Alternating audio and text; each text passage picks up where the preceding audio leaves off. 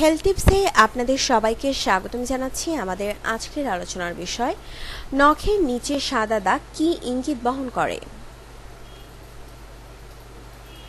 মানুষের নখের নিচের দিকে সাদা দাগ দেখা যায়, কিন্তু আমরা অধিকাংশই জানি না এটি কিসের লক্ষণ, এটির আদৌ কোনো রহস্য আছে কিনা এটি নিয়েও টেনশন করতে দেখা যায়নি কাউকে। কিন্তু বিজ্ঞানীরা বলছেন নখের নিচের দিকের এই সাদা দাগ অনেক কিছুরই ইঙ্গিত বহন করে।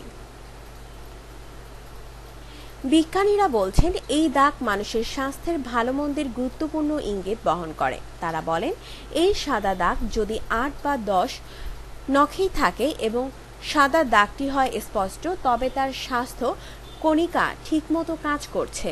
কিন্তু সাদা দাগ যদি হয় অল্প এবং ক্ষয়িষ্ণু, তবে বুঝতে হবে তার স্বাস্থ্যের লক্ষণ ভালো নয়। শরীরের ইউরিনগুলো ঠিকমতো কাজ করছে না। ডাক্তাররা বলেন শারীরিক ও মানসিক সমস্যাগ্রস্ত বহু মানুষের লক্ষণ তার হাত ও আঙ্গুলের মধ্যেই বিদ্যমান থাকে।